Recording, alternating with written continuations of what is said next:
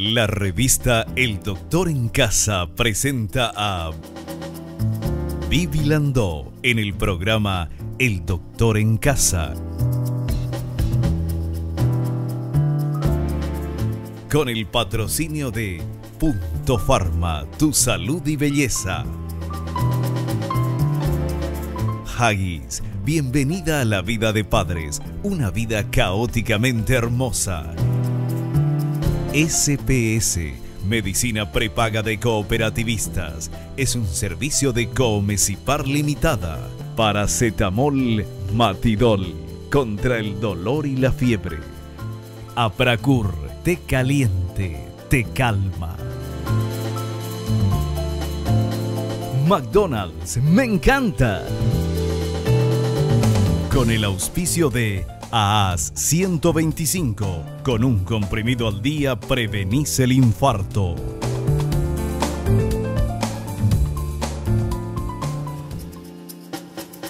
Hola, hola, ¿cómo están todos? Muy, pero muy bienvenidos. Esto es El Doctor en Casa. Hoy vamos a hablar de un tema importantísimo. Hoy vamos a hablar de epilepsia. Y ustedes sabían que la epilepsia responde al tratamiento en aproximadamente un 70% de los casos, pero alrededor de 3/4 partes de los afectados residentes en países en desarrollo como el nuestro no reciben el tratamiento que necesitan. Por eso nos pareció muy importante hablar de este tema. Vamos a estar en compañía de la doctora Elena Medina, presidente de la Sociedad Paraguaya de Neurología, que nos va a hablar de epilepsia.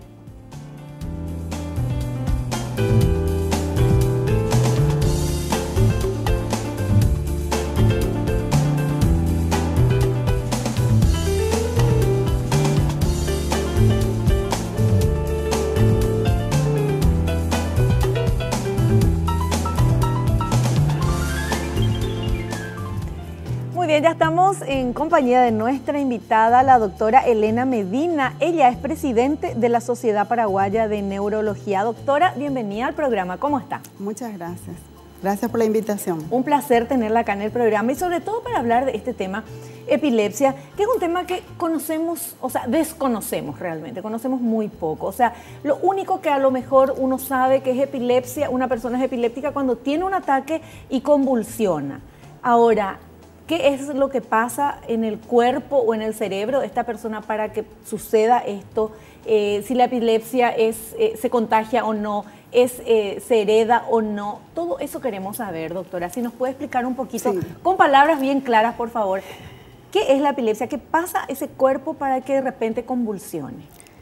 La epilepsia es una descarga anormal eléctrica dentro del cerebro, ¿verdad? A veces es una descarga hipersincrónica, significa que las neuronas masivamente descargan a un voltaje que no deberían. Yo suelo decir, son neuronas rebeldes, que no quieren seguir el patrón que tienen que seguir, porque habitualmente las neuronas tienen por decirlo así, un potencial de energía con el que trabajan. Sí. Por ejemplo, es 100 milivolts. De repente, un grupito de neuronas o una comienza, se revela y dice, yo no voy a seguir las reglas, no me gustan los 100 milivolts. Y cuadruplica, por ejemplo, ¿verdad? Y va a 400 milivolts. Esa neurona generalmente a la vecina también le contagia y le invita a la rebelión. Entonces se suman más neuronas. Y así se dan las características de la epilepsia. Si se suman muchas neuronas, da una crisis generalizada. Generalizada significa todo el cuerpo entra, sí, o ya sea en convulsión. Convulsión para nosotros es una actividad motora excesiva. Sí. Que puede ser, que tiembla también, exacto, ¿verdad? Que puede ser una dureza de todo el cuerpo, movimientos de flexión y extensión, o pequeños movimientos temblorosos. O sea que puede ser la persona que dura y eso, sí, también ya es epilepsia. Esa es una crisis epiléptica. Esa se llama una crisis tónica, ¿verdad? A veces son grupitos de neuronas nomás que se revelan y descargan a un alto voltaje. Entonces, esos dan síntomas de acuerdo a la ubicación. No toda epilepsia es motora, es decir que las epilepsias tienen diferentes tipos de manifestaciones. Algunas son motoras, que son esas convulsiones que, sí, todo el mundo alguna vez vio, a veces por la calle, ¿verdad? Sí. Y otras son focales, es decir, por ejemplo, uno tiene una alucinación visual, ve una lucecita o rayos, las alucinaciones simples son esas, otras veces son más elaboradas. O sea, alucinaciones que pueden ver gente y todo eso, sí, o cosas. Ver gente, ver el diablo, ver fantasmas, cosas así, son crisis focales. Ya. Y generalmente pero la persona mira y ve, o sea, ve, es como cerebralmente si fuera real. ve, es real, para esa persona es real. Ella está captando, claro. O esa persona está captando y viendo algo, es una alucinación transitoria, ¿verdad? Claro, claro. Es una sola área del cerebro que da esa manifestación, que es el lóbulo occipital que está atrás, ¿verdad? Y hay diferentes manifestaciones, otras son crisis auditivas. Por ejemplo, yo tuve un caso muy interesante de una hermanita, una monja, ¿verdad? Sí. Que ella era la cocinera de su congregación.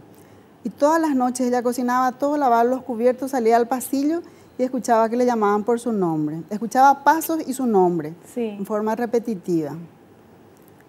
Y realmente muchos años fue tratada como una enfermedad psiquiátrica. Claro, escucha voces, uno dice escucha está loco. Voces, exactamente. Sí. Y se le hizo un electroencefalograma y en cambio fue una crisis epiléptica lóbulo temporal. Es decir, la epilepsia tiene diferentes manifestaciones, no solo es esa convulsión motora, no solo ese movimiento y esa dureza que la gente ve, que es la más común. Claro. Hay muchas variedades. Porque interesante lo que nos está contando. Eso no sabía. Yo por lo menos no sabía. No sé muchísimas variedades. No sé si usted recuerda este caso del loco del volante. Sí. Ese fue un caso de epilepsia. Sí. Epilepsia del lóbulo temporal. Que le atropellaba a la gente. Sí. ¿Y qué le daba? ¿Por qué le atropellaba a la gente? Él estaba en estado de inconsciencia, él no estaba lúcido, él estaba con una crisis del lóbulo temporal. Ahí hay muchos casos así, ¿verdad? Después, hace relativamente pocos años, un padre, por ejemplo, que asesina a su hijo. Un padre de 80 años le asesinó al hijo de 40 durante una crisis del lóbulo temporal. Pero ¿y qué le hace esa crisis para que le asesine a su hijo? Le da trastornos de conducta, probablemente le mira al hijo y no le ve como al hijo. Le ve como un asaltante o cualquier cosa. Nadie puede saber, ¿verdad? Porque él no puede relatar porque después del evento tampoco recuerda. Es decir, hay mucha variedad, hay trastornos de conducta. Doctora, ¿y eso se sabe con certeza porque después se hace el electro y ahí sale? Exacto, en muchos casos aparece, ¿verdad? En otros casos cuesta. Entonces uno tiene que hacer estudios más profundos, electroencefalogramas más largos, o por ejemplo, de lo que se llama video electroencefalograma. Por ejemplo, tomo el caso de este señor conocidísimo, el caso, ¿verdad?, del loco del volante. Después de 3 meses de que sucedió eso, se le hace la, no sé después de cuánto se le hizo el estudio, ¿verdad? Pero digo, un ejemplo, después de 3 meses de haber sucedido, le hacen el electro y ahí lo mismo puede salir. Sí, sale. O sea, no es así cuando recién pasó. Hay manifestaciones que se llaman interictales, que significa entre una crisis y otra crisis, igual el electroencefalograma está normal, ¿verdad? Y si se la agarra durante la plena crisis, ahí sí se ve con certeza cómo se origina y dónde se origina. Qué increíble. Hay muchos casos, incluso de accidentes de tránsito, ¿verdad? Sí. Porque lastimosamente no tenemos leyes donde nos digan que cada vez que vamos a tener el registro de conducir vamos a hacer un electroencefalograma, ¿verdad? Sí, la Muchos verdad. accidentes de tránsito ocurren por crisis, por ejemplo, las que se llaman parciales complejas, que son simplemente quedarse desconectados, una fracción de segundos. Y ahí ya se 10, armó el 15, lío. 20 segundos, es suficiente para... Sí, claro. Qué increíble. Para un accidente, ¿verdad? Pero lo bueno es que no importa el tiempo que pase, uno puede ver eso con el electroencefalograma. Sí, la mayoría de las veces, con muy pocas excepciones. Claro. Bueno, ahora todo el mundo hace ese encefalograma porque, porque escuchás algo, la monjita que escuchaba. Sintomatología, ¿verdad? Claro. Como por ejemplo alucinaciones auditivas, alucinaciones visuales, trastornos de conducta, una persona que nunca tuvo trastorno de conducta y de repente en breve minuto es otra persona. Claro. O es irascible, nunca fue irascible y de repente tiene una crisis de enojo que nunca antes se le vio. Hay varios casos. Pero yo estoy viendo lo que me está diciendo y todo el mundo que conozco ya tiene eso. Bueno, no, pero no es tampoco, por ejemplo, el enojo habitual que todos tenemos, ¿verdad? Hay mucha. Y los niños, por ejemplo, en edad escolar, tienen crisis de ausencia. Están en la escuela y de repente se les va la onda, como se le va la onda, ¿verdad? Se fue. La profesora le estaba explicando algo, no entendió, ¿verdad? Y tienen un retardo en el aprendizaje. Y a veces es simplemente una crisis de epilepsia que se llama de tipo ausencia. Es decir, hay mucha variedad. La epilepsia es muy amplia y tiene muchas manifestaciones. Qué interesante está esto. Muchísimas, sí. Me hace acordar cuando el marido le dice, no, mi vida, vos no es cierto, te imaginaste. No, entonces hacerse nomás el electro para cerciorarse de eso. Vamos a hacer un pequeño corte, volvemos ya.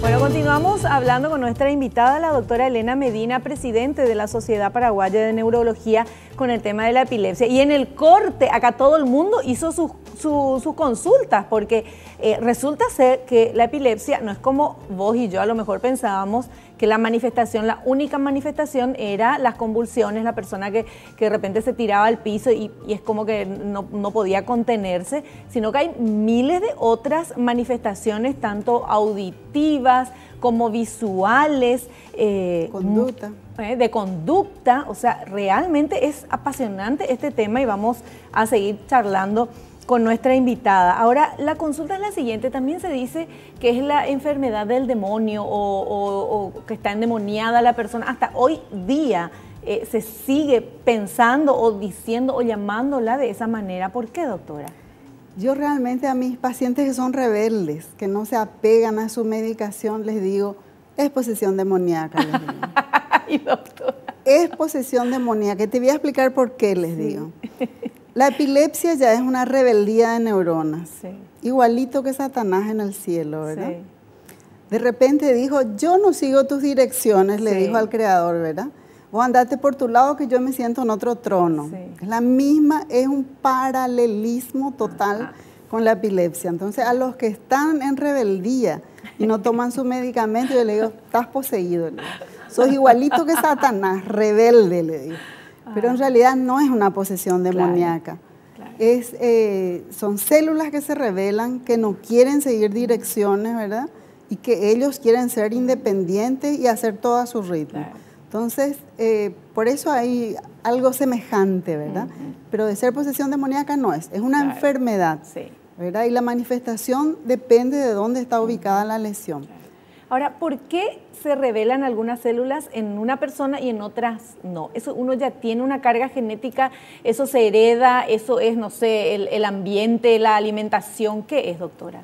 Un montón de problemas. A veces es intraútero ya, ¿verdad? Que no recibió buena oxigenación el cerebro o buena cantidad de sangre, ¿verdad? O al nacer o después traumatismo de cráneo, meningitis, encefalitis, factores hereditarios, genéticos, o a veces enfermedades metabólicas.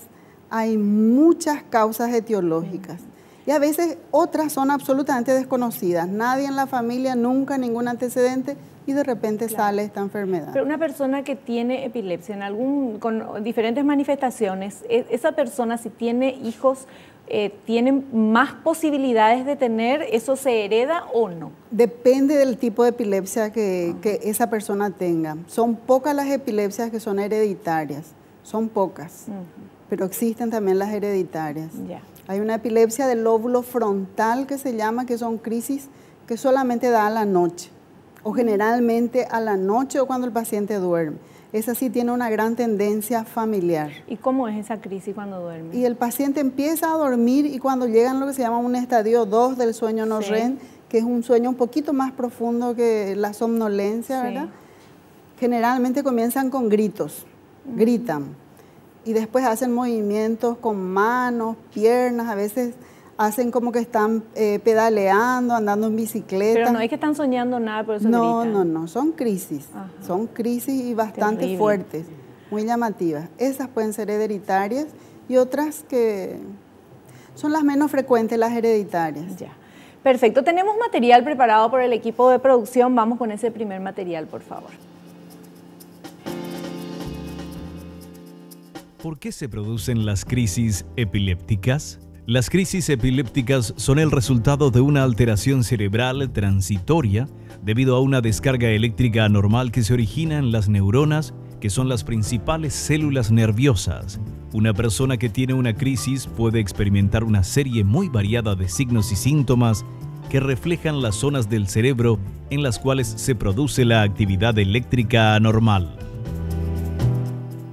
¿Está correcto, doctora? Súper. Perfecto. Y tenemos otro material también. Vamos pasando los materiales, así la doctora nos dice si está bien.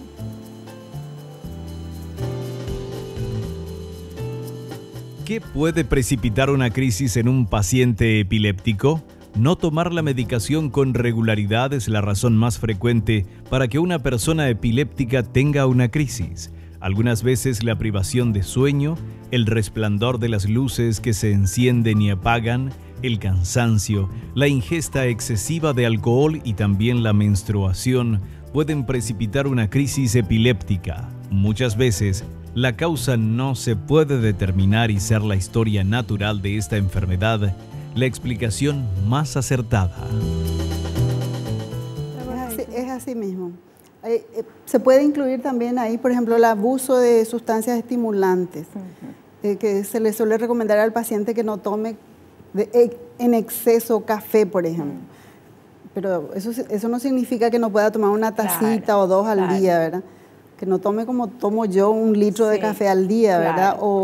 O 3, ¿cómo se llama? Termos de mate, por ejemplo. Puede tomar, pero en menor medida que las demás personas. Y el tema de las luces, o sea, si un epiléptico no puede ir a una discoteca con todas esas luces que se prenden y se apagan. Depende del tipo de epilepsia. Hay 2 clases de epilepsias que no toleran esas luces intermitentes. Sí.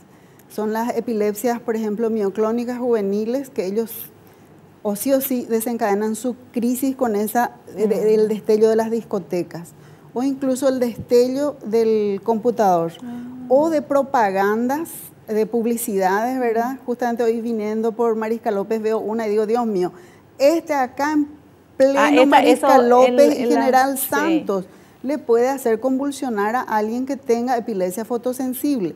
Así se llama esa variedad, epilepsia fotosensible, ¿verdad?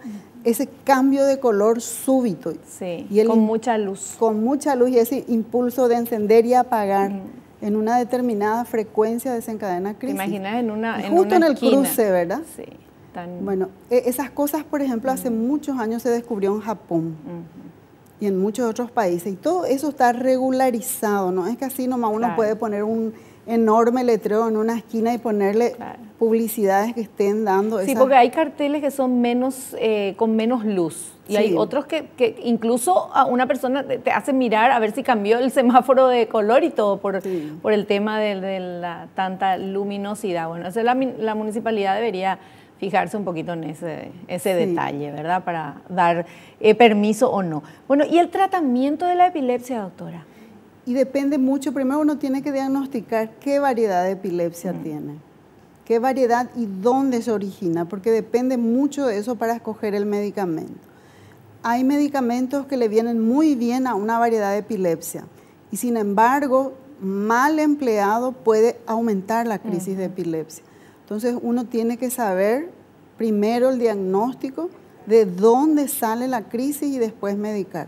Ponerle un título y después medicar. Pero el tratamiento siempre es con medicamentos. Es con medicamentos. La mayoría de las veces existe una variedad de epilepsia que no requiere medicamento porque se cura sola. En realidad existen 2.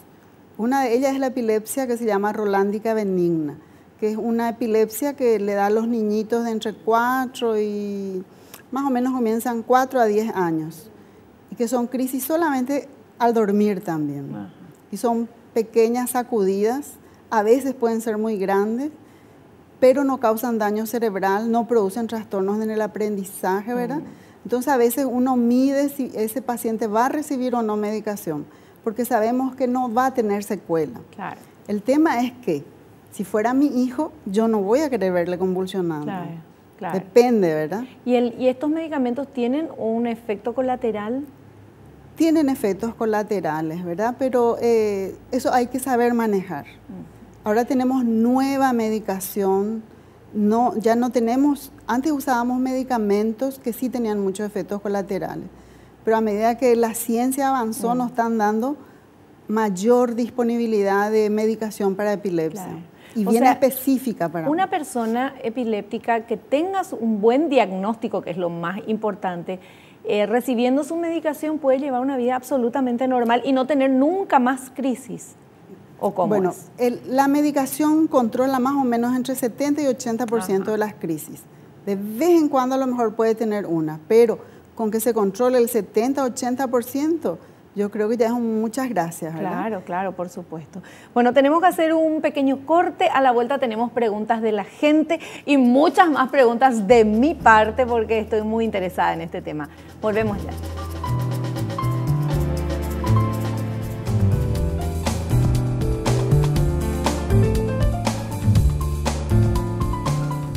Continuamos charlando con la doctora Elena Medina, presidente de la Sociedad Paraguaya de Neurología, hablándonos de la epilepsia. Y tenemos preguntas de la gente para nuestra invitada a través de las redes sociales.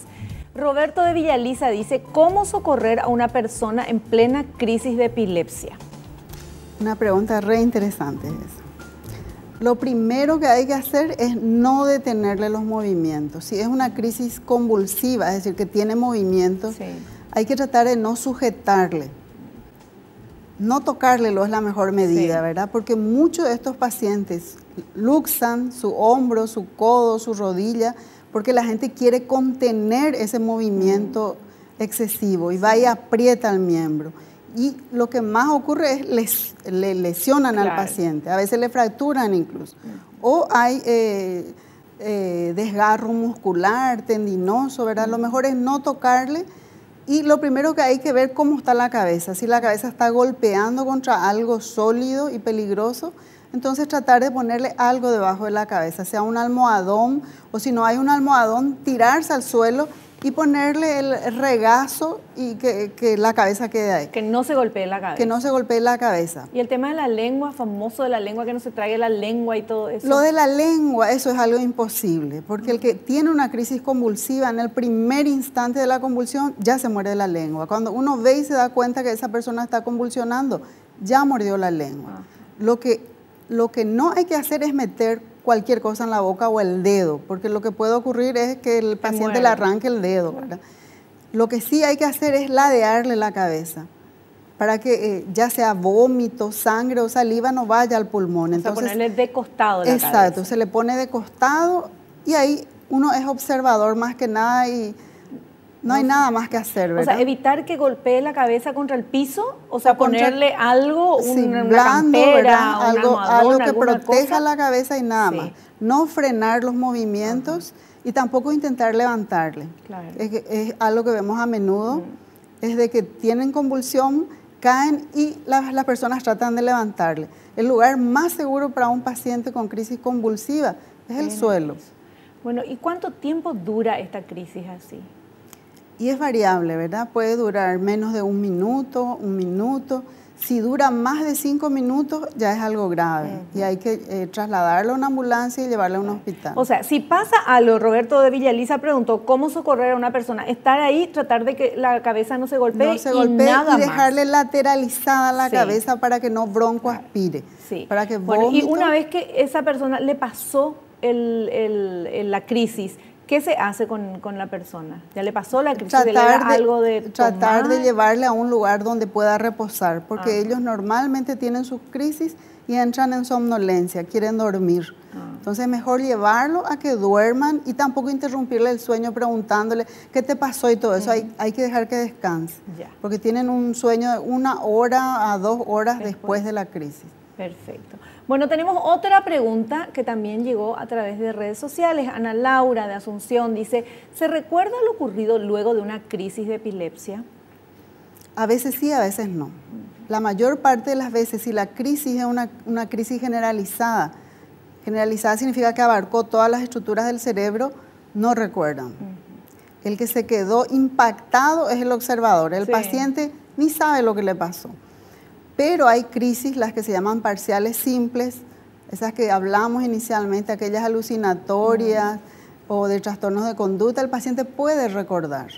A veces recuerdan perfectamente y otras veces recuerdan parcialmente. Hay muchas crisis que sí se recuerdan. Y si son trastornos de conducta, por ejemplo, el paciente recuerda que cómo reaccionó y que no era la manera que quería. Recuerdan así como en una nebulosa, no es que recuerdan muy bien también, ¿verdad? Así, pequeños trechos. Bueno, un paciente bien medicado, bien diagnosticado, ¿puede llevar una vida normal? Puede llevar una vida normal, depende del tipo de crisis de epilepsia que tenga, ¿verdad? Pero la mayoría lleva una vida normal. ¿Y estos medicamentos son de por vida? Generalmente es así. Si la persona tiene pocas crisis y se inicia temprano la medicación, es decir, el diagnóstico es precoz, generalmente se da 2 años de tratamiento y se vigila. Si en 2 años la persona está bien medicada y no presenta más crisis, se le suelta la medicación. Y generalmente las crisis no vuelven más, pero si vuelven hay que reiniciar. Después se lleva 5 años de tratamiento y lo que hay que intentar es ser estricto esos 5 años, porque sabemos que con 5 años de buena medicación tiene muy altas posibilidades de que su epilepsia no retorne. ¿Y qué pasa con las mujeres que tienen epilepsia y quieren esperar un bebé, quieren tener un bebé?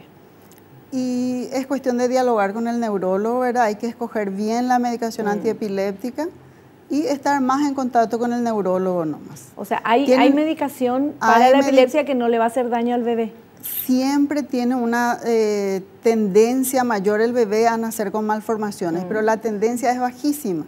Es 0,75% por encima de lo que tienen las mujeres normales nomás. Es decir, muy poco el margen. Entonces, eso también cambió mucho, porque antes se tenía mucho miedo de la epilepsia y el embarazo. En cambio, hoy día ya se perdió más el miedo. La crisis de epilepsia ocurre cuando una persona se pone muy nerviosa, cuando durmió poco. ¿Hay algo en el ambiente o en el día a día que uno podría tratar de evitar para no tener? Sí, el dormir poco es el mayor de los activantes. Es lo que la mayor parte de las veces activa el foco de epilepsia. Dormir pocas horas o mala calidad de sueño. El alcohol es el segundo. Y la suspensión de la medicación, ¿verdad? Claro. Olvidarse una dosis. Y después los estados emocionales, ¿verdad? Cuando hay un estrés emocional excesivo, también es desencadenante de crisis. La menstruación también. Ya, doctora, con todo lo que nos estuvo contando, ya sabemos que la epilepsia no es solamente, las crisis no son solamente con convulsiones, que pueden ser escuchar algo que no existe, ver algo que no existe, reaccionar de una manera diferente a la que haríamos. Entonces, creo que mucha gente va a estar con ganas de hacerse un electro, para ver, porque cualquier persona puede tener este tipo de epilepsia. ¿Cuál es la recomendación? ¿Dónde acudir? ¿A quién consultar? Y a cualquier servicio asistencial que tenga neurólogos disponibles, ¿verdad? Hospitales grandes, sanatorios, donde haya un neurólogo que esté haciendo consultorio. Perfecto. Bueno, entonces ir y hacerse ¿es fácil de diagnosticar mirando el electroencefalograma? El electroencefalograma es una subespecialidad, ¿verdad? Es para el electroencefalografista, es el que entiende, y el neurólogo, ¿verdad? Claro. Pero otros médicos y otras especialidades saben muy poco del electroencefalograma. Es decir, no es luego del campo de todo el mundo, ¿verdad? Claro, claro. Perfecto. Bueno, doctora, nosotros le queremos agradecer su presencia aquí en el programa. Muchísimas gracias. Aprendimos mucho, de verdad. Y bueno, la recomendación es que la gente ante cualquier duda acuda al médico y busque un neurólogo y le comente qué es lo que le está pasando, porque entonces a lo mejor el problema no era tan grande y era realmente una epilepsia que se puede tratar. Sí, muchísimas gracias a ustedes y espero que le haya servido esta información que le pudimos pasar. Por supuesto que sí, muchísimo. Y la esperamos en un próximo programa, doctora. Nosotros vamos a un cortecito, a la vuelta vamos a estar con el doctor Jorge Bacante, médico de familia y nutricionista.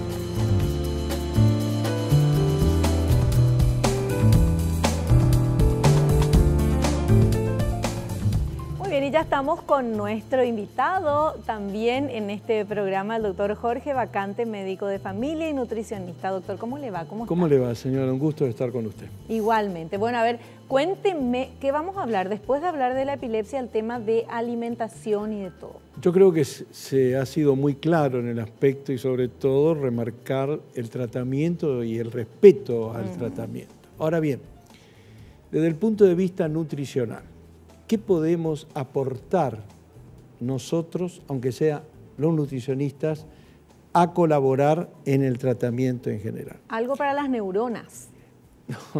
Nosotros hay ciertas tendencias dentro del capítulo de la nutrición que habla de las dietas cetógenas, ¿no? ¿Sí? O sea, algunos, ahora les voy a explicar qué quiere decir eso. Se baja el aporte de hidratos de carbono. Es una idea, un aspecto que se puede conversar, discutir, que muchos están de acuerdo, otros lo ponen en duda, pero le voy a plantear cómo sería. Se baja el aporte de hidratos de carbono a 50 gramos por día y en algunos autores son mucho más exigentes, 20 gramos por día. Entonces, ¿qué hace el organismo? ¿Qué produce el organismo? ¿A qué echa mano el organismo para dar energía a todo el organismo? A las grasas.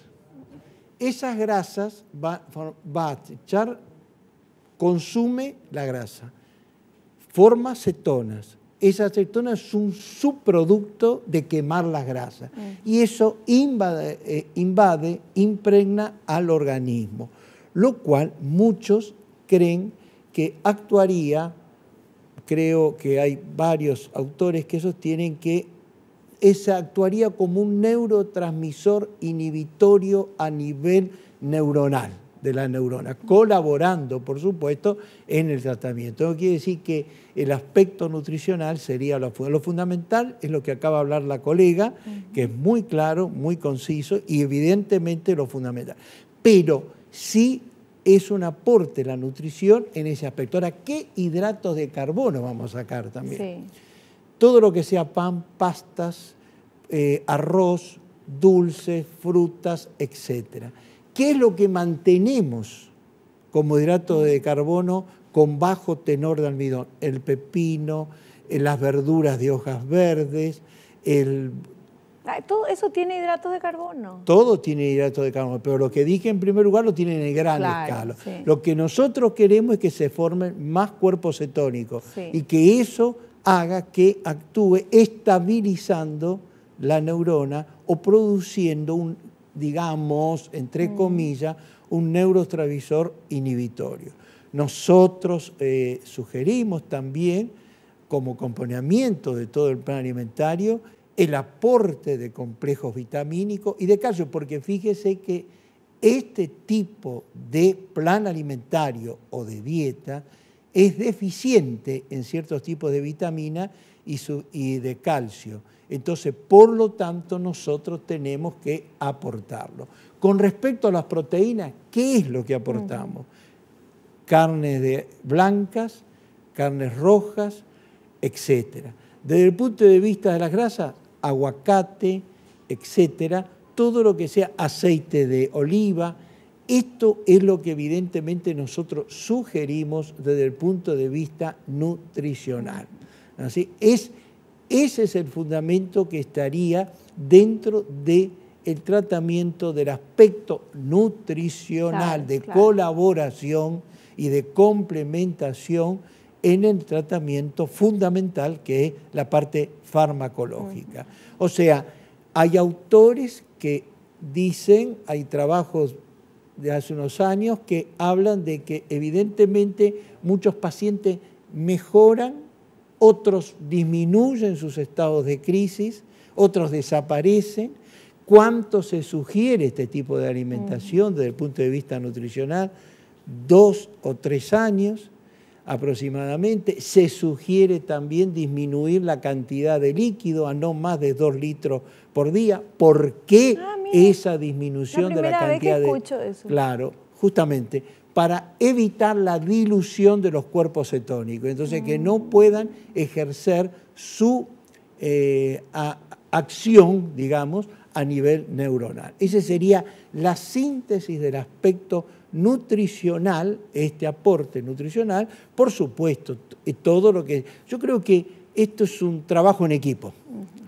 Es un trabajo en equipo en el cual se intercambia la opinión con el que dirige el tratamiento, que es el neurólogo, y se sugiere o se habla o se conversa y se adapta a cada caso, no es que sea una cosa uniforme, porque también es un tratamiento que se hace en el descenso de peso. Claro. En el descenso de peso se hace, pero también tiene sus problemas a veces de aumento de los niveles de grasas en sangre, entonces hay que observar, hay que analizar, hay que intercambiar opiniones. En una enfermedad de este tipo, de la epilepsia, verdaderamente el intercambio con el neurólogo, desde el punto de vista del aporte nutricional que se puede hacer, creo que es sumamente importante, sobre todo por su mecanismo de estabilidad neuronal y por su mecanismo, vuelvo a decir, entre comillas, de neurotransmisor inhibitorio de la descarga neuronal. Eso es lo que, en definitiva, las dietas cetógenas estarían verdaderamente indicadas como colaboración en el tratamiento del paciente con estos problemas. Las dietas cetógenas, que son las que no tienen hidratos de carbono. Claro, los hidratos de carbono, justamente se baja los hidratos de carbono al máximo. O sea, le vuelvo a decir, hay autores que hablan de 50 gramos por día y otros son mucho más exigentes, 20 gramos por día. Insisto, ¿qué pasa con eso? ¿Dónde saca energía el organismo? ¿Dónde alimenta? De la grasa. De la grasa, y eso ayuda a adelgazar también, entre paréntesis.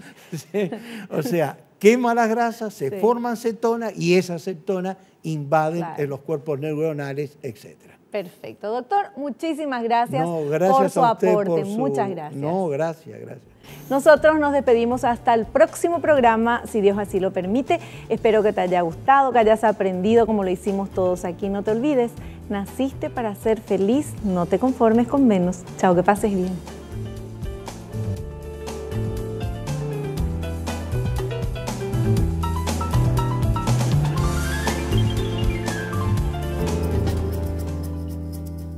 La revista El Doctor en Casa presentó el programa El Doctor en Casa, con el patrocinio de Punto Pharma, tu salud y belleza. Haggis, bienvenida a la vida de padres, una vida caóticamente hermosa. SPS, medicina prepaga de cooperativistas, es un servicio de Coomesipar Limitada. Paracetamol Matidol, contra el dolor y la fiebre. Apracur, té caliente, te calma. McDonald's, me encanta. Con el auspicio de AAS 125, con un comprimido al día prevenís el infarto.